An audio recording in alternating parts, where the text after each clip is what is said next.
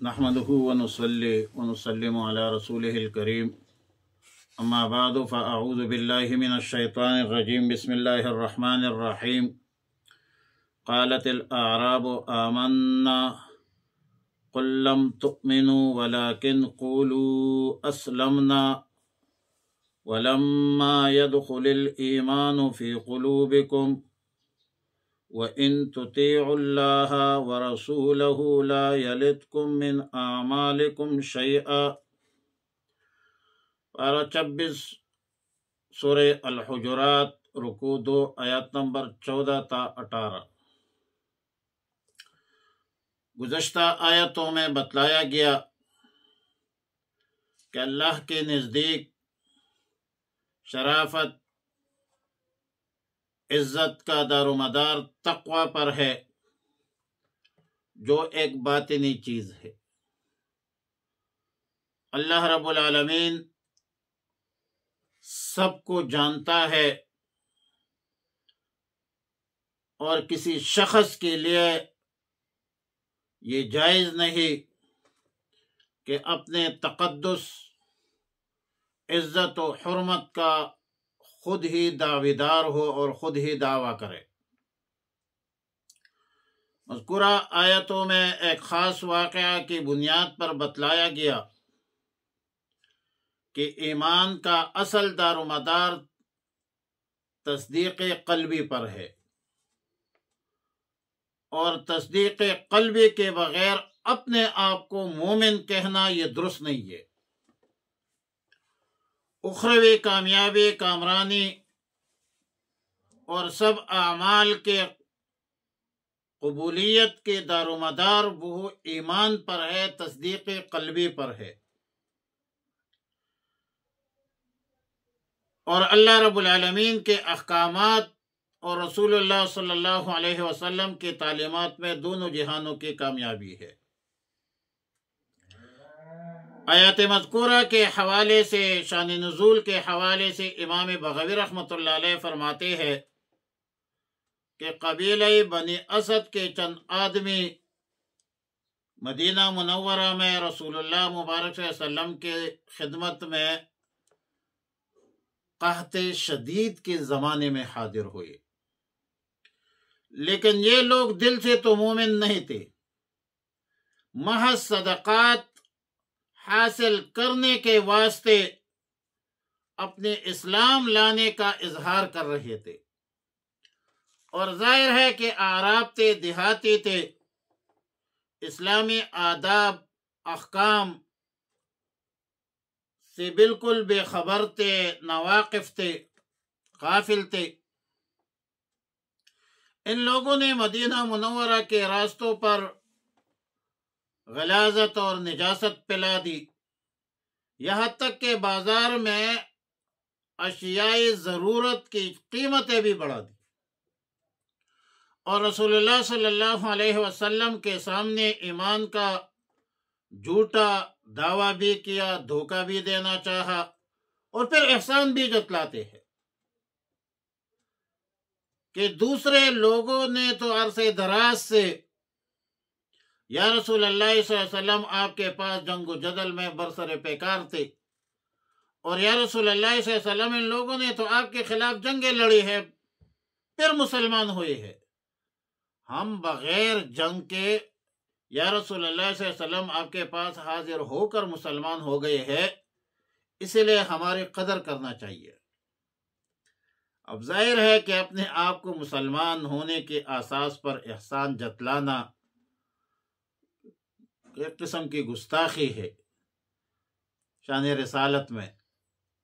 تو ان اعراب کا مقصد صرف اور صرف مسلمانوں کے صدقات سے اپنے مفلسی کو اور غربت کو دور کرنا تھا۔ اگر واقعی یہ لوگ سچے مسلمان ہوتے یا واقعی مسلمان ہوتے تو اس میں رسول اللہ صلی اللہ علیہ وسلم پر احسان جتلانے کی کوئی ضرورت نہیں تھی۔ ان اعراب کا خود نفع ہوتا، خود فائدہ ہوتا، تو اس آیت مذکورہ اس حوالے سے نازل ہوئی اور ان اعراب کی تکذیب اور احسان جتلانے کی مذمت کی گئی ہے۔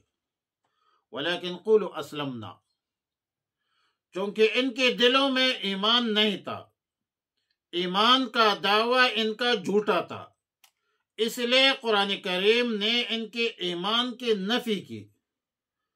دعوی ایمان کے غلط ہونے کے بارے میں فرمایا کہ تمہارا آمنا کہنا یہ تو جھوٹ ہے، ہاں اتنا کہو کہ اسلمنا، زیادہ سے زیادہ، کیونکہ اسلام کا لفظی معنی ہے انقیاد ظاہری۔ ظاہری افعال میں اطاعت رسول کا نام، اللہ کے احکامات کا نام اسلام ہے، اور یہ لوگ اپنے دعوے ایمان کو سچا ثابت کرنے کے لیے مسلمان جیسے اعمال کرنے لگے تھے، اور لفظی اعتبار سے، لغوی اعتبار سے اسلمنا صحیح ہو سکتا تھا، کیونکہ اسلام نام ہے انقیاد ظاہری کا۔ لہذا آیت مذکورہ میں اسلام کی لغوی معنی مراد ہے، اصطلاحی معنی مراد نہیں ہے۔ اصطلاحی ایمان یا اصطلاحی اسلام اگرچہ معنی اور مفہوم کے اعتبار سے الگ ہے، لیکن کہ ایمان جو ہے اصطلاحی شرع میں تصدیق قلبی کا نام ہے، تصدیق قلبی کو کہتے ہیں۔ توحید ہے، رسالت ہے، بعث بعد الموت ہے، آمنت باللہ و ملائکتی و کتبی و رسولی والیوم الآخر والقدر خیری و شری من اللہ تعالی والبعث بعد الموت۔ اور اسلام انقیاد ظاہری، اعمال ظاہرہ میں اللہ کے احکامات اور رسول اللہ صلی اللہ علیہ وسلم کی تعلیمات پر عمل کرنا ہے۔ مبدا اور منتہا کے اعتبار سے بھی یہ دو الگ الگ ہے۔ ایمان ایک باطنی چیز ہے، قلب سے تعلق رکھتا ہے، ابتدا ایمان کا، قلب کا یہ تعلق جو ہے دل سے ہے، اور منتہا اعمال پر ہے۔ ایک بندے کا ایمان جتنا مضبوط ہوگا اتنا اس کا عمل مضبوط ہوگا۔ اور پھر مصداق کے اعتبار سے ایمان اور اسلام کے مابین تلازم ہے۔ ایمان اور اسلام لازم و ملزوم ہے۔ ایمان اسلام کے بغیر معتبر نہیں، اور اسلام ایمان کے بغیر معتبر نہیں۔ لہذا یہ نہیں ہو سکتا کہ ایک شخص مسلم ہو اور مومن نہ ہو، یا مومن ہو اور مسلم نہ ہو۔ جو بندہ مومن نہیں ہے دل میں اور ظاہری طور پر مسلمان ہے، اس کو تو منافق کہتے ہیں، کفر نفاقی ہے۔ دل میں ایمان ہے، اعمال ٹھیک نہیں ہے تو مومن تو ہے، لیکن یہ گناہگار ہے، ظاہر بات ہے۔ وعلی کل حال فرمایا قالت الاعراب، دیہاتی کہتے تھے، کہا دیہاتیوں نے، آمنا ہم نے ایمان لایا ہے۔ قل کہہ دیجئے لم تؤمنوا، تم نے ایمان نہیں لایا ہے، تم ایمان نہیں لائے ہو، ولیکن قولوا اسلمنا، لیکن تم کہو کہ ہم اسلام لائے ہیں۔ ولما يدخل الایمان، اور ابھی تک داخل نہیں ہوا ہے ایمان، فی قلوبکم، تمہارے دلوں میں۔ وَإِن تُطِيعُوا اللَّهَ، اگر تم حکم مانو اللہ کا، وَرَسُولَهُ، اور اللہ کے رسول کا، لا یلتکم، تو وہ کم نہیں کرے گا، من اعمالکم، تمہارے اعمال میں سے، شیئن، کچھ بھی۔ ان اللہ غفور الرحیم، بے شک اللہ رب العالمین بڑا بخشنے والا، رحم والا ہے۔ انما المؤمنون الذین آمنوا، بے شک مومن وہ لوگ ہیں، آمنوا جو ایمان لائے ہیں، باللہ اللہ پر، ورسولہ اور اللہ کے رسول پر، ثم لم یرتابوا پھر انہوں نے شک نہیں کیا، وجاہدوا باموالہم جہاد کیا انہوں نے اپنے اموال سے، وانفسہم اپنے جانوں سے، فی سبیل اللہ اللہ کے راستے میں، اولئک ہم الصادقون یہی لوگ سچے ہیں۔ قل کہہ دیجئے اتعلمون اللہ بدینکم، کیا تم خبر دیتے ہو اللہ کو بدینکم اپنی دینداری کی خبر دے رہے ہو. واللہ یعلم اللہ جانتا ہے ما فی السماوات جو کچھ آسمانوں میں ہے وما فی الارض جو کچھ زمین میں ہے. واللہ بکل شیء علیم اللہ رب العالمین ہر چیز کو خوب جانتا ہے. یمنون علیکا یہ احسان جتلاتے ہیں آپ پر ان اسلموا کہ وہ اسلام لائے ہے. قل کہہ دو لا تمنو کہہ دیجئے اسلام نہ جتلاؤ علیہ مجھ پر اسلامکم اپنے اسلام لانے کا. بل اللہ یمن علیکم بلکہ اللہ ہی احسان رکھتا ہے تم کو ان ہداکم للایمان کہ اس نے ہدایت دی تمہیں ایمان کی طرف. ان کنتم صادقین اگر تم سچے ہو.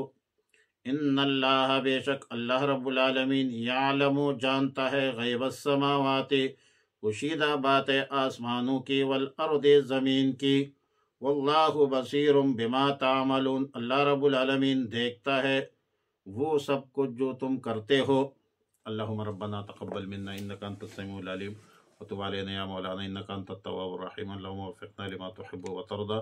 اللہم یا معلم آدم علمنا ویا مفہم سلیمان فہمنا ویا ملہم الملائکة الہمنا برحمتک یا ارحم الراحمین.